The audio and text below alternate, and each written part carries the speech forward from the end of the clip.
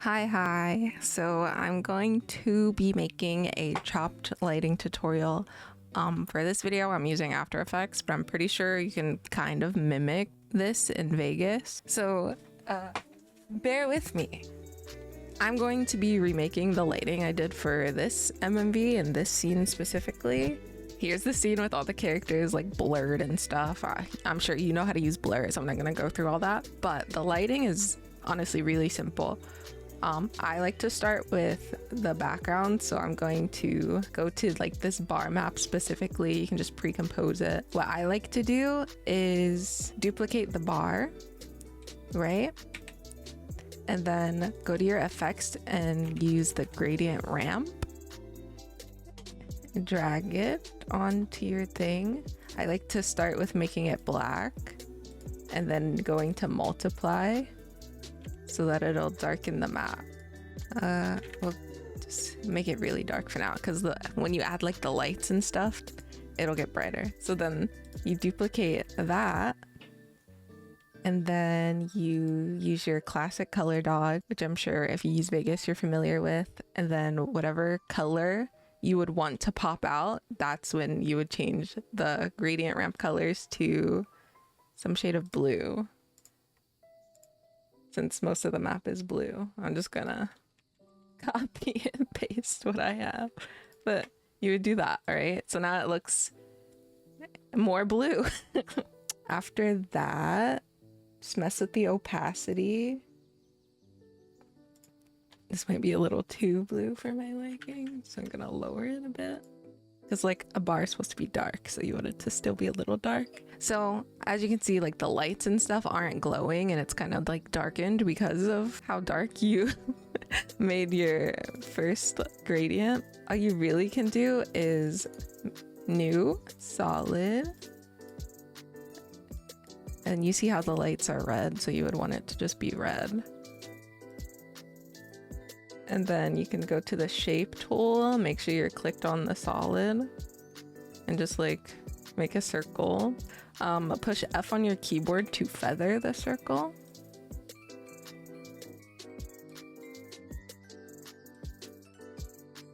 And then you could also do the classic color dodge for this as well and lower your opacity because now it's too bright.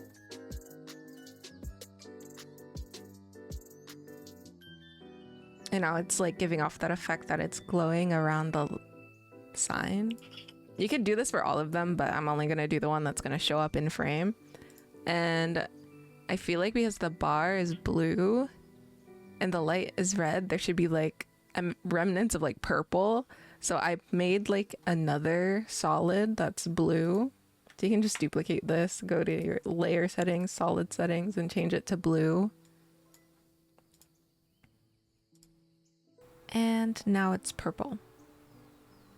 Well, you can position it in a way that actually makes sense, but like this is like basically how I did like the background. So now if you go to this, it makes a little more sense. And now you can go to your character or lighting. I like to start with the character that is the main focus of the scene you're working on. So I'm gonna do Ellen. What I basically like how I did the bar with the gradient ramp, I do with the characters as well. So you can take your character layer, duplicate it, gradient ramp, make it black, change it to multiply, lower the opacity to whatever makes sense for the scene. And then you can duplicate that one, change the color. I think in this case, because it's blue, I'm gonna make it blue as well.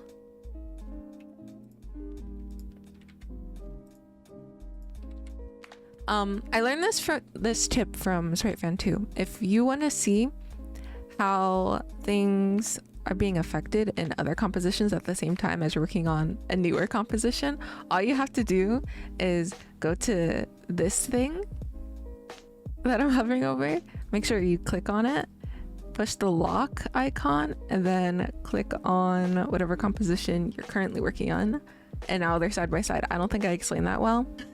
Hopefully showing you made sense. Anyway, back to the lighting though.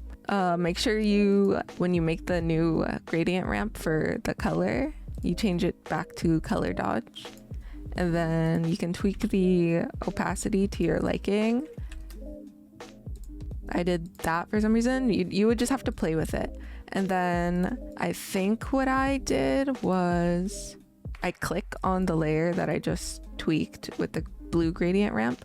You go to the pen tool or G on your keyboard, and then you just kind of mask out where you want the blue to hit your character.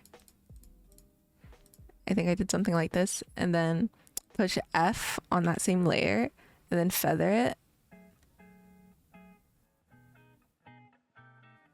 so that it like makes more sense. And now that it's feathered and masked, you can see how it's kind of giving off the effect that the light is coming from the sign a little bit, like the blue. Kind of. I don't know how accurate this is. I just kind of played around with things and hoped that it worked.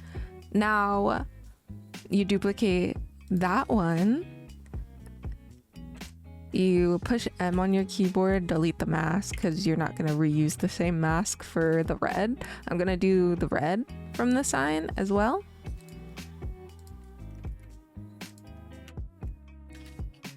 And then I think it would just like affect like the top of her head. Just make sure you're like clicked on the layer you want to mask.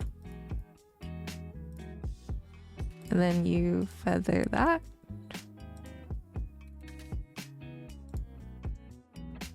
And the lighting is done for this character. So you can basically do the rest of the characters the same way. I did the same thing with all these characters. Just like making it makes more sense to how close they are to the sign or like your main light source. And obviously things in the foreground are like darker because the light source is behind them. Which I think you taught me that, so I'm still using what you taught me to this day, so it's kind of crazy you're asking me for a tutorial, Annie. Anyway, so see, it's still not looking like how it does in this MMV, and right here is where I heavily rely on a plugin called Magic Bullet. So I realized that like this side of the map is still like super bright for what it should be. So I made an adjustment layer. Adjustment layers basically, if you don't know, it's like you can spam effects on a layer and it'll affect everything under that layer. So I made an adjustment layer. I added CC vignette, which is the way that Epoch does lighting. And basically it's like bump map, but for After Effects, like the closest thing you'll get to bump map. So your light source, you would go to the center and click on this, I don't know what that's called, but that thing. And then you would put, I guess your light source would be like here. And then you would just play around with the amount and angle of view. I'm just going to copy what I have, but you'd have to play with it. I can't really teach you that. You'd just have to play with it.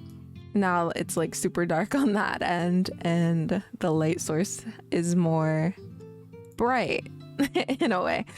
I did realize that the lights were too dull, so I just made another solid with a gradient ramp. And I kind of followed, who did the lazy lighting tutorial? Anime Worlds 21 tutorial? She did like a lazy lighting tutorial and it was basically just like adding a gradient, making it color dodge and just throwing it on top of the thing. I basically did that, but like you can like change the angle of where you want the color easier. So like obviously I want the blue towards the bottom right and then red towards wherever the light is, and that's what I did. Just lower the opacity to whatever makes sense, and now the lights pop more, the colors pop more. And now we get to the Magic Bullet. If you don't have it, it's very easy to get this plugin. I can just tell you how to get it. Okay, so this is the part where I teach you how I use Magic Bullet. If you're not familiar with Magic Bullet, you're missing out because this is like what saves my lighting all the time. So I'm gonna unhide this layer. I just throw it on top of a adjustment layer, and then you click on edit, and this is just another thing you have to play with. Like, I use haze and flare a lot so I can get that effect that has like the little light leak and it like bleeds onto the rest of it. And honestly, I could have just left it at this, but I also like to have like the grainy look, especially for like flashback scenes or throwback scenes. And this is basically a throwback because it's like based on an old series. And I think pop just kind of clears up like the blur and sharpens things a bit. Honestly, I don't even know what this does. And then color filter. I made it a bit more red because I feel like the bar would be more red with the lighting of the sign versus the blue of the map. So I just made it a little more red. And then that's that. But the cool thing about Magic Bullet is, like, if you don't know what any of these things are, you can go to looks and there's a bunch of filters that you can sift through and kind of just understand what each tool does. So that's cool. I do that. And I realized I forgot to add borders, and borders hide all of my mistakes. So now the scene looks just like how it does here. And you're done. And then for the most part, I do just follow Epoch's lighting tutorial on her channel. Yeah, it's easy. I definitely heavily rely on Magic Bullet. But that's it. Here you go.